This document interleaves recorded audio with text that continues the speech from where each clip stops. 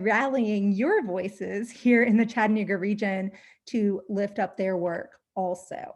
Whenever we prioritize a piece of partner legislation, it always speaks to one of those 49-to-1 issue areas. The next thing we look at is what we call maintaining past gains. Once we have accomplished something in policy and we've moved the needle in a positive way, we want to make sure that we are still prioritizing that issue. So once we pass a bill, we monitor it every year to make sure it doesn't go backwards. And then when there's time and when there's room on our list, we also prioritize bills that are not associated with partners, previous work, or what we're writing in-house that elevate those 49-to-1 issues.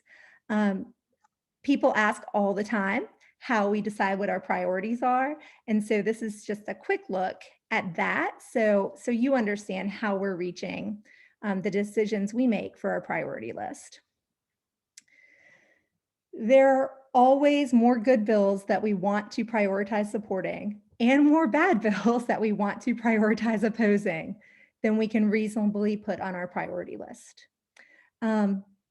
We follow over 100 bills, typically closer to 200 bills every year in addition to our priority list.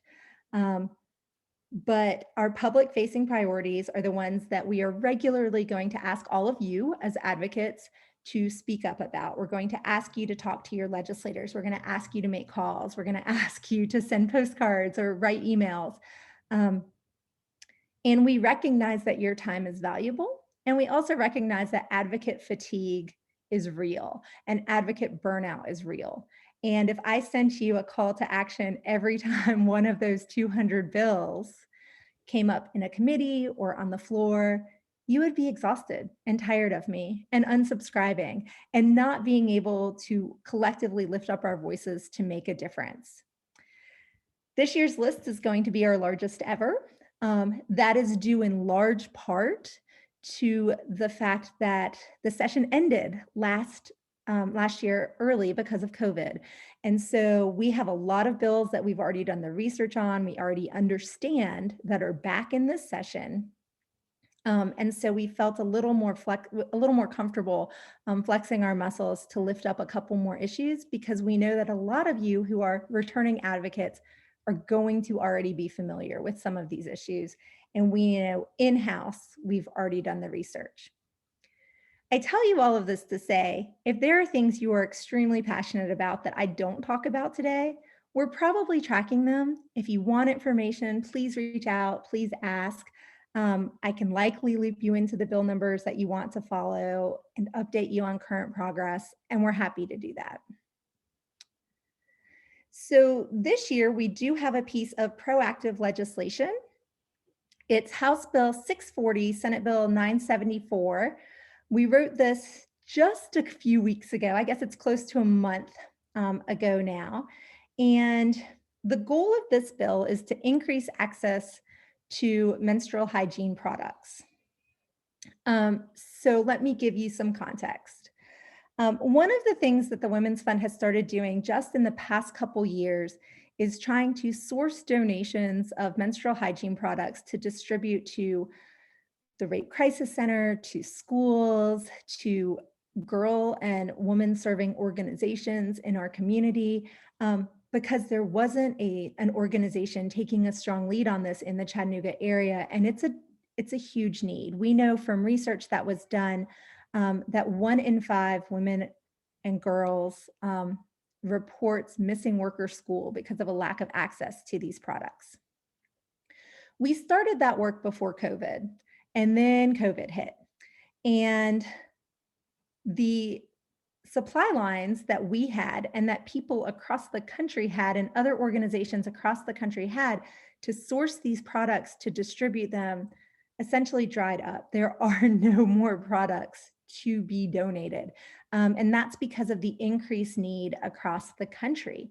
When students were out of schools in school districts that provide these products to them, they no longer had access. When countless people were out of work, they could no longer afford them. So we were facing this issue nationwide where we couldn't source more products. When contacting, specifically when contacting tampon manufacturers, we found that they would not donate tampons directly because they are classified as a grade 2 medical product. And out of a fear of liability, they couldn't donate them directly. And y'all, that seems crazy, but we do in fact live in a society that is that litigious. So what we did is we took a look at other legislation and other ways that nonprofits are able to accept donations. And we realized that food packagers and manufacturers and distributors can, for example, donate to food banks because in every state in the country, there is a bill, there's a statute protecting them. That's a good faith donor liability waiver, right? So if you donate something, for example, food in good faith to a food bank to be distributed to people for free because they need it, you cannot then be liable later for that food if that person then misstores it or lets it go bad or whatever. We essentially wrote the same thing. If tampon manufacturers and distributors donate to nonprofit organizations to be distributed to people for free, menstrual hygiene products, they do them, they are apparently usable, there's nothing wrong with them, and they commit to that, they can't be sued if someone chooses to misuse a tampon or use it for a purpose that it was not intended for. We're anticipating this to be a really light lift. We think that we should be able to pass this without much opposition, but we did write this in-house. We're really excited that Bo Watson, a local senator, is sponsoring in the Senate, and Representative Alexander, who is a new woman in the House of Representatives in Tennessee out of Jonesboro, is our House sponsor. So that is our proactive piece of legislation. Our goal is to increase the donations that we can get into Tennessee, both for the Women's Fund, but really across the whole state. I'll pause briefly. Are there any questions? That was a lot.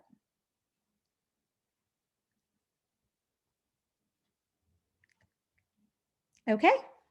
So I'm moving on to the bills that will be on our priority list as maintaining past gains bills. You'll see in red that we have one highlighted for defensive action, and that means that we will oppose it. Some of you are familiar with this bill. We opposed it last year as well, last session. So it's House Bill 233, Senate Bill 562. And essentially what this bill is seeking to do is to eliminate the statutes pertaining to marriage licenses and ceremonies. So getting rid of marriage licenses, getting rid of all of the statutes that create laws surrounding the institution of marriage in any way.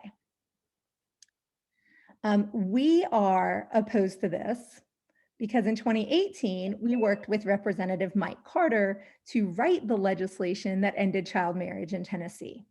And that created the harshest penalties in the country for people found guilty of trying to force or coerce marriage in Tennessee. That's something we worked really hard on with Representative Carter. We're very proud of the fact that Tennessee has spoken up against child marriage, against forced marriage, and against coerced marriage. If this bill passed, all of those protections would be eliminated.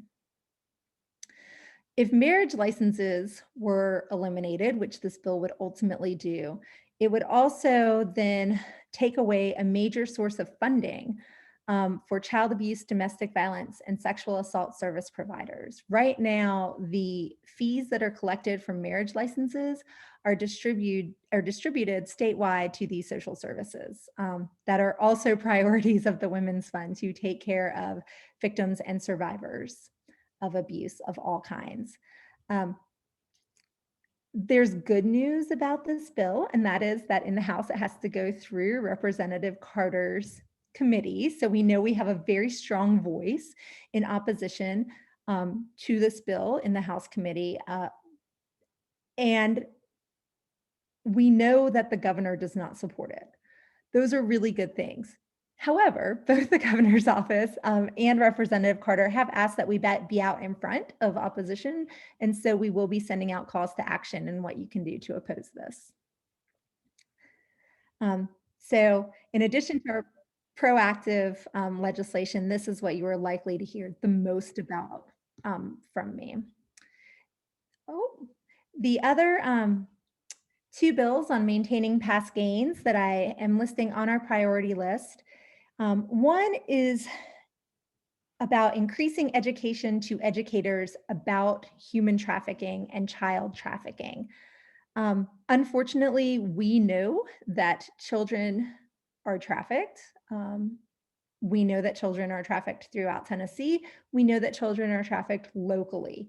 Right now, educators, teachers in particular, are required to take one course on the education of trafficking, recognizing the signs, the impact, all of those things. This bill would require that all teachers be recertified and retake a course about trafficking, the trafficking of children every 3 years. That is, in our mind, incredibly important that we keep the people who are on the front lines with children aware of what they're looking for.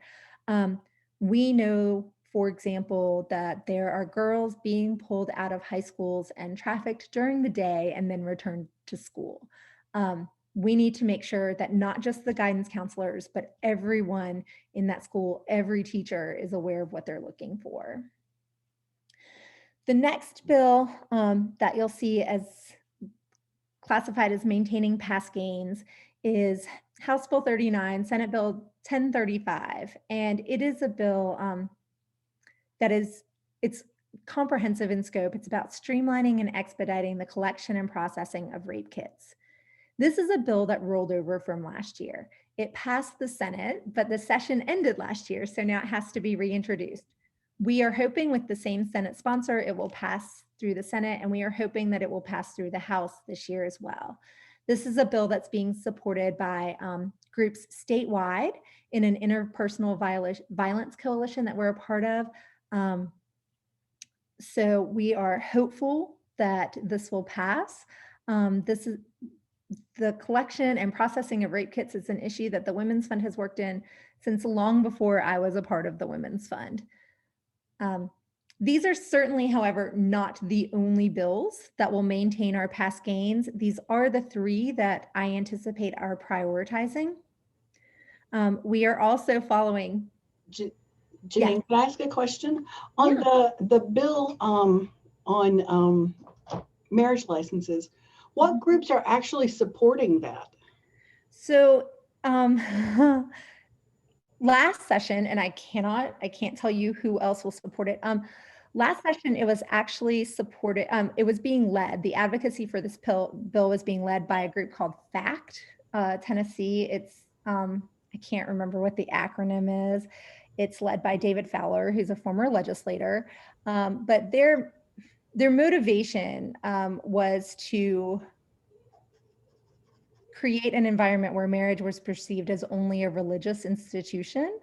And so the way that they presented it, they actually ended up getting a large group of clergy, one of the clergy groups that were up there lobbying the same day as me last year, handing out some things in favor of this bill, viewing it really as a promotion of marriage as a strictly religious institution that the state should not be involved in. So unfortunately, I don't think that most of those people who were supporting it really understood the ramifications of what it would do, and the people it would put at risk, and the support that other people would lose. Lisa, did that answer your question? Yes, definitely. I couldn't figure out who would be promoting it. So, and it always comes down to rhetoric, right? It always comes down to how are you talking about a bill, and that's why often we have to read not just a summary of a bill or hear someone talk about a bill, but really get into the nitty-gritty to understand what's happening. Yeah. Thanks. Yeah, of course. But those aren't the only maintaining past bills gains. We're also really closely watching some other bills on rape kits, some other bills on trafficking. We're following the bills that are about the use of the TANF funds. Some of you will remember last year when it was, I believe it was the Beacon Center, uncovered that we had a lot of federal funding that we had not spent in our temporary assistance for needy families fund. And now there are, of course, bills to ensure that that money is spent. And we're following some bills that have to do with expunction. If you'll recall, 2 years ago, we passed a bill making it easier for survivors of trafficking to get their records expunged so that they would be able to go to school or get a job or qualify for housing. So these are other bills that we are monitoring without saying whether or not we support or oppose them. So much of it depends on amendments that are added. So moving on, the next part of our priority list is always our partner priorities. This first list of 4 priorities I'm going to talk about kind of briefly. These are all rolling over from the 111th General Assembly. We're in the 112th now. And they are things that either weren't passed or were stopped in the process last session because of COVID. If you'll recall, last year in his State of the State address, Governor Lee spoke out in favor of paid leave for public employees. In particular, he was going to institute paid family leave for employees in the executive branch of the Tennessee government. And ultimately, he ended up not doing that by executive order and asking that it be done legislatively. It didn't move last session. We're not sure where the support is or is not for this, but we know that the Women's Fund is in favor of paid leave policies for women, for their families, for their communities. And in partnership with A Better Balance, who will lead on this, we are looking at a public employees paid leave bill. So employees who are working for the state, having paid leave as a first step. And I'm waiting on those bill numbers. A couple different bills have been filed, and I'm waiting to see exactly which one we want to put on our priority list, and A Better Balance will let us know. The next bill is advocate confidentiality. Like the rape kits bill, this passed the Senate last session, but then when the session ended, it didn't have time to travel through the House. This bill would give advocates working in sexual assault centers or crisis centers confidentiality in the same way that an attorney or a licensed therapist would have about their interactions with the victims when they come into the crisis centers. We support this as, being really a critical safety and violence protection for people to speak out.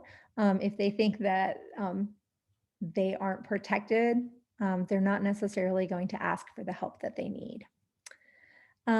This bill was also on our list last year, and it's being led by the YWCA, another one of our partners. And it is a bill that would have all cosmetologists and barbers receive domestic violence awareness education across the state of Tennessee. And at first glance, this may seem, kind of like a peculiar bill to prioritize, but what we know factually is that one of the places where victims of domestic violence have the opportunity to go alone without their abuser is to get a haircut or to get their nails done, right? Or to go get a pedicure. These are well-researched and well-known safe places for domestic violence victims. And so what this bill is doing is saying anyone who is offering those services will be educated in recognizing the signs and knowing how to help and knowing what help is out there, so that if they are encountering someone needing help in the course of their daily work, they know what to do. We're very invested in seeing this pass. The YWCA is a phenomenal partner, and this is a bill that really has a chance to reach people. And the last rolling over from last session um, is what we're calling incarcerated pregnant persons health bills. But really, they are bills that are speaking out against the shackling of pregnant incarcerated people or putting pregnant or immediately postpartum people in solitary confinement. I don't know what else to say about that. So I think you all understand why we are in opposition to that. There's really no need to shackle someone in labor or when they're being moved at 8 months pregnant, and solitary confinement when the mental health risks and instability is so serious around and immediately following pregnancy. Solitary confinement is just untenable to even consider as an option. We do know that Healthy and Free will also be introducing a bill that's opposed to cavity searches of pregnant incarcerated people this session. So that might very well end up looped into this category as well.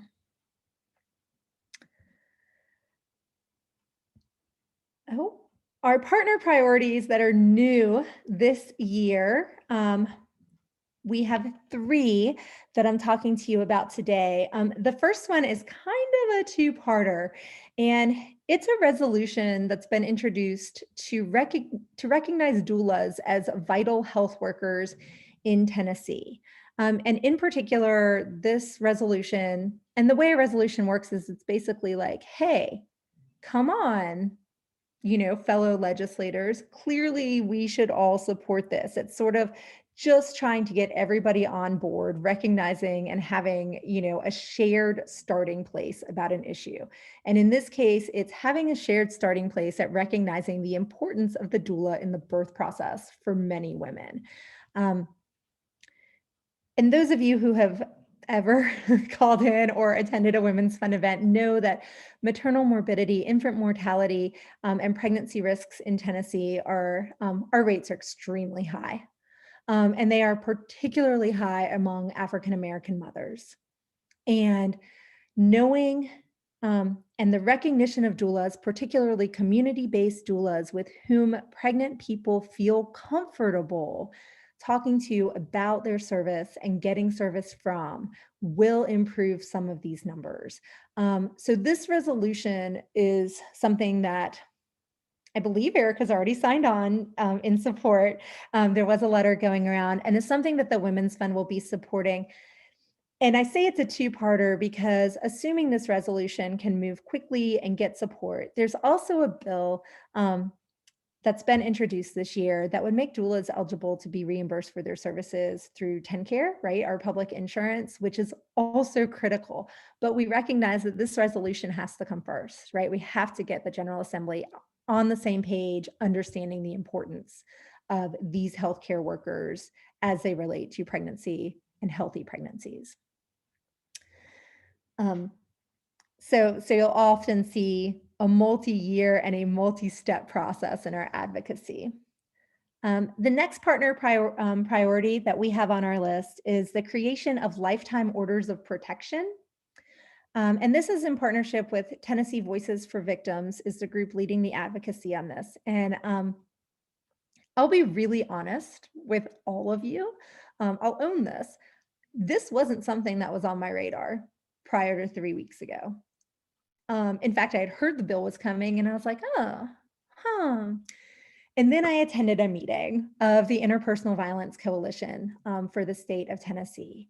And a woman from Voices for Victims was there explaining this bill. And essentially her husband had been killed. And the person who killed him had since been stalking her from prison, where he was able to get early release, but her order of protection had expired and she was having a very difficult time proving, everything that had happened leading up to his being let out of prison and her need for an order of protection. And what happened on this call is that a number of women representing other agencies who work with victims started sharing other examples of the expiration of orders of protection and how they impacted women who were otherwise protected. And, this goes to speak for meaningful testimony, because from that moment I was researching the bill and I recognized that it does fall within the 49-to-1 violence and safety rankings to protect survivors and to protect potential future victims. And so, in partnership with this group, it's our first time partnering with them on a bill, though we're doing it with about 12 partners that we've worked with before. We will be working to advocate for this bill. And then many of you who have been looped in with us for the last year know that we've been very concerned about the childcare industry and the state of childcare in Tennessee, before COVID, but especially since COVID hit. And there's been a bill introduced to create a childcare strategic plan, and it's a task force. It's basically creating a task force to create a plan, but it's supported by Tennesseans for Quality Early Education. And many of you know that until we have a task force or a committee or a committed data gathering group from within the legislature doesn't move. And this is a critical first step to making sure that we are getting the support for the childcare industry that we all know that we need. So this is a heavy year for partner priorities. We're looking at, at least 7, possibly 8, depending on what happens with the doulas resolution. But they're all really great bills, and advocacy doesn't happen alone. So when we partner with folks and we add our voices in, we have a much better chance of making some changes. Are there any questions about any of those before I go on to talk about the 49-to-1 issue bills? One quick question here. On the 49-to-1, it kind of could set into the issue bills, but when you're going through all the process of when you're saying you have so many different ones to look at, the most bills you've ever had, how do you guys just go through and sort and figure out how these are the best ones to help women in the area in Tennessee? That's a great question. And, I'll be really honest, this year was tough, because we're not just dealing with what we normally deal with, just trying to move the needle for Tennessee women, because we've had so many inequities and issues raised that women are facing in particular because of COVID, that this year was hard. As a general rule, we pick things that directly correlate to some of the data points in the 49-to-1 report. That's sort of my soft landing zone. I know that is our ultimate goal. And so I make sure that things connect to it. And then, there's also some strategy involved in that we say, can this bill pass? Every year there are bills that we feel extremely passionately about, that I feel extremely passionately about, that I lose sleep over, that I know my Women's Fund board and friends would lose sleep over. But if we don't recognize the viability of it passing in our current legislature, we often don't prioritize it. It doesn't mean, it's still super important to us, but at the end of the day, we want to make change. So we have to be reasonable about how we do so. I also had a quick question.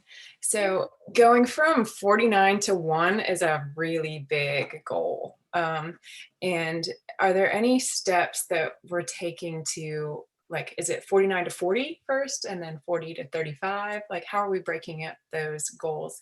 And then is that organization in DC going to redo the study in a certain time frame? So to answer, I'll start with both. Well, I'll just go for it. Yeah, no, we're not breaking it down into smaller steps. And I'll be honest, it's a long game, right? This is not a goal that I anticipate our accomplishing by 2030. But I do think that we can make sizable increase. And the reason we don't have those goals, the reason we're not saying 49-to-40 or 49-to-35, is because 40 still isn't good enough. And 35 still isn't good enough for any of the women on this call, for any of the women that we partner with or that our partner organizations serve or that we represent. And so we're not interested in what's in the middle, and we are committed to buckling down for the time it takes to keep doing this. So yeah, so that would be that answer. And then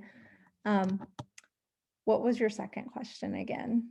It was if the study that did the original one that Oh, yeah. put us in the category of 49. Yep. is gonna The do- Institute for Women's Policy Research regularly does subject area updates. So they've done some updates on, like, they've done a poverty and opportunity update and employment and earnings update. They'll be doing a comprehensive report soon.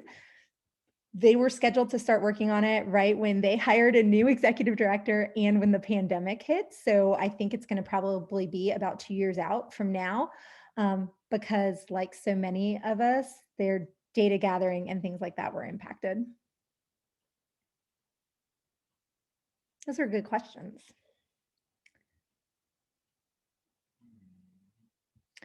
So since I've already introduced you all to 8 bills, probably 9, you'll see that there aren't a ton of bills on this list of additional 49-1 issue priorities, though they are wildly important to us.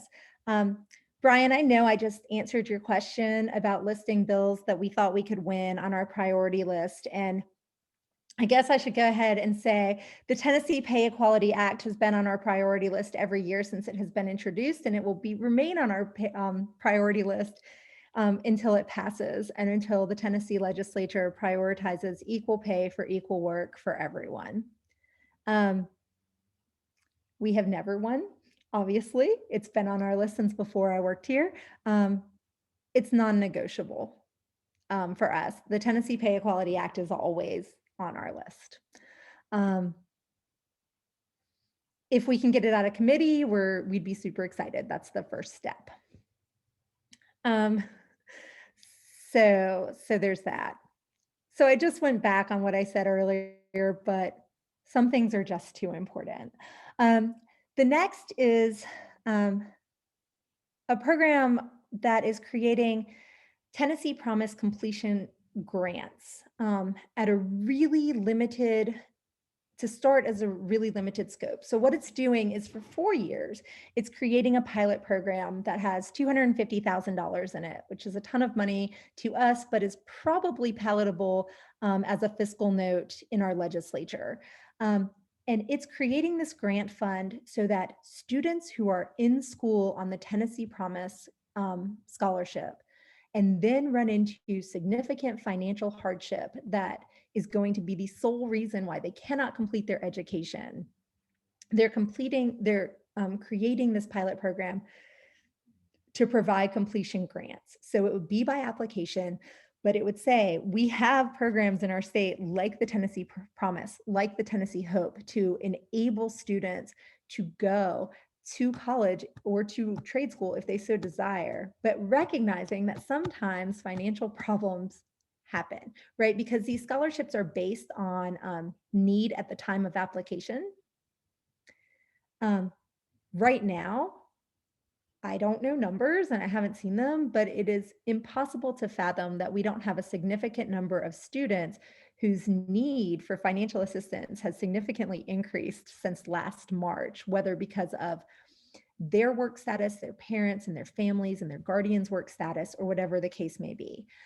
Recognizing this is a program that would fill that gap when an emergency financial need happens.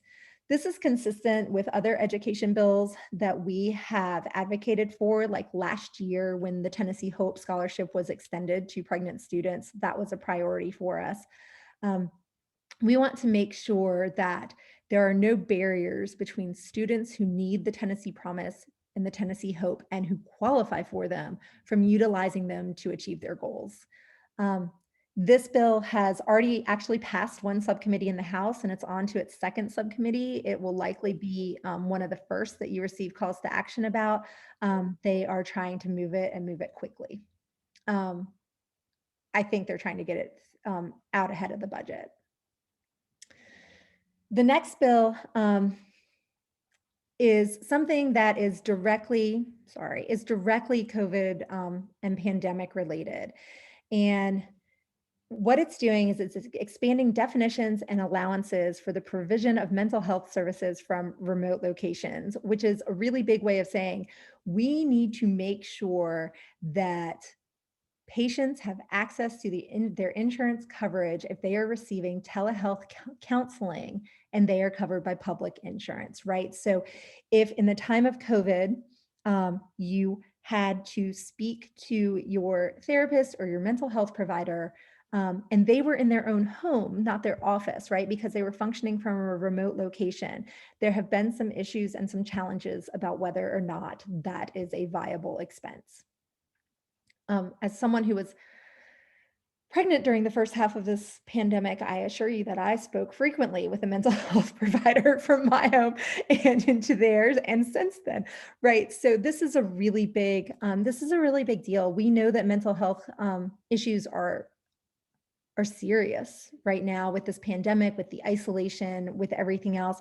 And we want to make sure that the provision of services and the insurance coverage of those services is not in question because things have been remote or telehealth. And you'll hear a ton of legislators talking about the importance of telehealth. We agree, particularly in the face of this pandemic, about the importance. This bill dealing with mental health, where Tennessee consistently ranks in the Status of Women reports as 49th, 50th, or 51st, Puerto Rico, in mental health among women, seems particularly striking to us. So that is a priority bill for us. It's also worth noting that one of our local senators, Senator Gardenhire, is the Senate sponsor for that.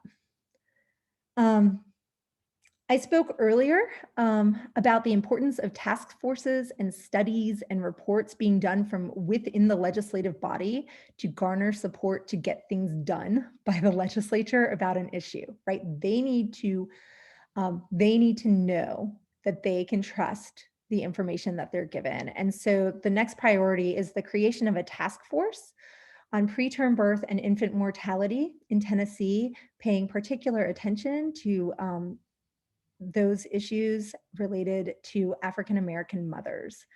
If you attended Voices, which was our virtual luncheon this year, you know that one of the issues we talked about was infant and maternal health. And along with our partners at March of Dimes, we know that this is something that is necessary. Personally, I am completely comfortable making all of my decisions based on the great data that March of Dimes produces for us. But this is the process that the legislature goes through. So we need this task force created. We need them gathering information. We need it to move quickly without any delays so that we can start making real changes. Things like 12 weeks automatic coverage on TennCare after giving birth, something that Governor Lee, we know, supports. Things like that. If we can't get them through without this, we need to make sure this is a priority. And then I've already mentioned the Tennessee Pay Equality Act. This final bill on this slide is a really small snapshot of looking at pay that deals with two issues that we are really passionate about at the Women's Fund. One is equal pay, and the other is the minimum wage being a livable wage. Currently is not. This is a bill that creates wage increases for direct care professionals in the Department of Intellectual and Developmental Disabilities. Y'all, this is a very, very well-defined bill. But it's talking about people in a profession that is dominated by women, and in particular, women of color, as low-wage workers, and increasing their salaries over 3 years up to $15 an hour with a mandated wage increase annually to be reflected. In a state where we can't change the minimum wage and where we struggle to get equal pay, targeting a well-defined population that is dominated by women and women of color as the employees and making sure that their wages are increased is the first conversation we need to have the larger conversation. And this is a way to elevate a pay rate for a clear demographic that we are out there advocating for. So those are some of our issue priorities. Like I said, this is preliminary. I anticipate some other bills being added to this, but I'm going to pause before I make my one last caveat about bills we're following and answer any questions that you might have.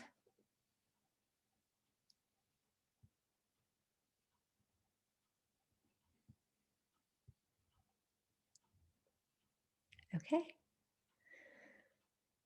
So this is my last moment about the bills we're following. This isn't a normal year. I know that I just walked you through the process of the bills that we are following. I know that I just, walked you through the 49-to-1 priorities.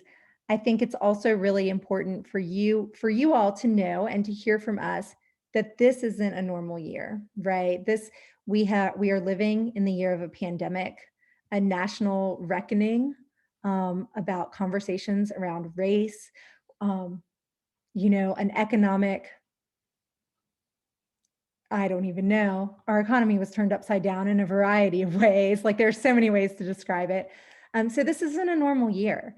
And so on that list of 200 bills that we're following, a lot of them may not directly correlate in everyone's minds to 49-to-1. And they're not on our public facing priority agenda, which is important to keep consistent with that mission. But it's also important that you all know we're also looking at things that really speak to the quality of our state as it treats all people and as it addresses equity and as it addresses education and knowledge. And so among those things, there are 3 different bills that have been introduced this year about mandating Black history being taught in schools. We're following that. It's untenable that it isn't being taught.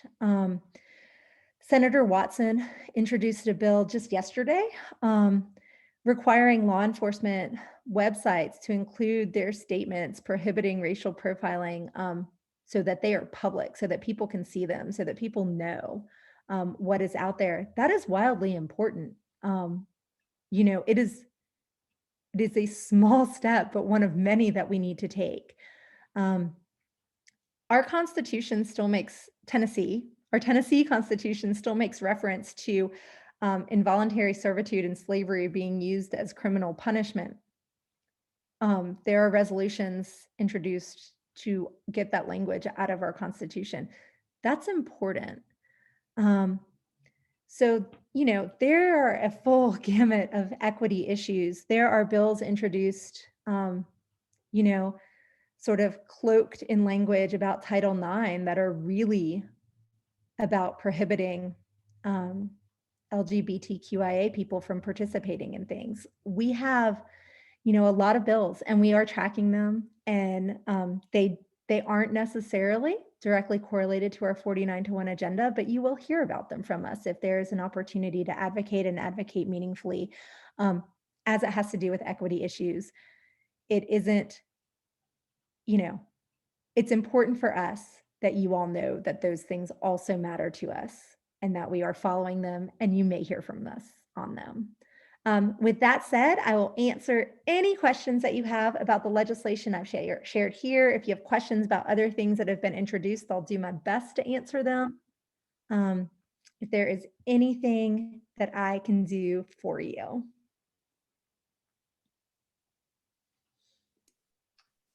Sorry, I have another question. No, don't ever apologize. When you say that you're tracking these bills, like, is there some kind of software that you're using that kind of flags new things that come through, or you're just like know which websites to check kind of thing? So you can actually, all of you, every one of you could track bills if you wanted to. So the Tennessee legislature's website has a track my bills function. So you can actually create your own page where you can track bills. I don't use that because we're following so many. But I also have the privilege of having, two great interns right now. Both of whom do some of the bill tracking with us. So we're just following the progress as they move through committee or subcommittee and then on to floor votes. And you can track the progress of any bill on the Tennessee Legislature's website anytime. Okay. And if you go there, it's capitol.tn.gov. If you go there, you can create a Track My Bills account. And if you know the bill numbers, you can enter them and then you can just go there and it'll tell you where they're at. Cool. But yeah, truthfully, I'm super dependent on my interns every spring. Are there any other questions? It can be about something that I did not in any way allude to. Janine, there's a question in the chat. If there's any action items that we could be taking? Oh, that's next, but yes. I am on it. And if there are no other questions, we'll start talking about those. So it's in a way easier right now to take action. It's a little quieter for our legislators right now on the Hill. There aren't massive days on the Hill taking place in the same way as they have in the past. You'll see on the left side of the screen that, whether or not your individual legislators are taking meetings in person or remote is at their discretion.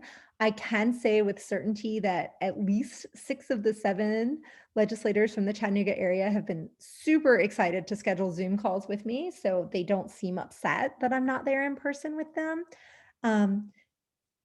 In the Tennessee Senate, you cannot visit the committee rooms or their floor sessions as of right now. All their testimony is remote. And in the House, everything is functioning at a limited capacity. So it is easier for thoughtful and informed people to make a meaningful impact and to communicate with their legislators. And that's super important. Without all the days on the Hill, without all of those meetings, I've found it easier to have meetings, to have meaningful conversations. Legislators who normally don't have 10 minutes have spent 20 minutes with me without even blinking. So this is a great time to do one of two things. Either begin a relationship with your legislators or reinforce your relationship with your legislators. If you don't know who they are, and I'm assuming you do, you can also find those on the Tennessee website, and there's an address for that. So what I would do right now is I would send an email. It will take you less than 15. It really will only take you 10 minutes because you don't want to say a lot, but you do want to introduce yourself and say, I am your constituent. I was thinking about advocacy today. If you want to mention the Women's Fund, that's fine. We have great relationships with all of our local legislators, but you don't need to. I was thinking about, your work today because I was on a call, or I was learning about some issues today and it made me think. I wanted to reach out to you. It is really important to me that we consider X as a state, whatever issue you are passionate about. It doesn't have to be one from this call. You might feel really passionately about the provision of telehealth by physical therapists. That's a bill. You may feel really passionately about the ladder being the state tool of Tennessee. That's a bill. It could be anything. Let them know what you care about and let them know you'll be in touch later in the session. That's the first thing I would do. We have no bills in committee that we need to make calls on before towards the end of next week. So I'll send out the typical advocacy email that I send out during legislative session at the beginning of the week next week, telling you what you need to do because we need to make those calls in a really timely manner. So sign up for our advocacy emails. If you haven't already, there should be a link, I think, getting dropped in the chat. Erica's nodding. And that will give you calls to action and keep you up to date on the progress of these and other bills. But I want to be respectful of your time. So that wraps up what I wanted to share. I think it made it into the chat, but I haven't been watching. We do have a mayoral forum coming up, so I hope you'll register for that. But I am done. I will stick around if anyone has questions, but thank you for being here.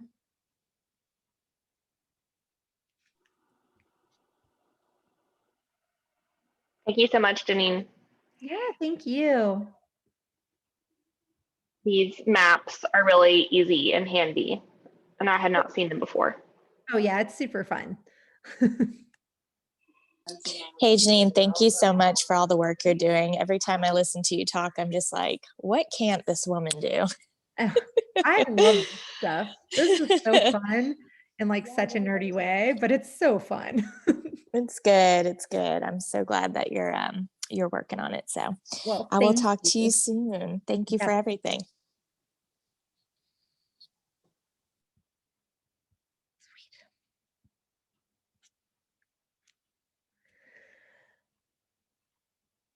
We were up around 1,200 bills that I've read, so I do anticipate some changes, Erica, just so you know, but I think I'll send you pretty close to this exact list as our priority list.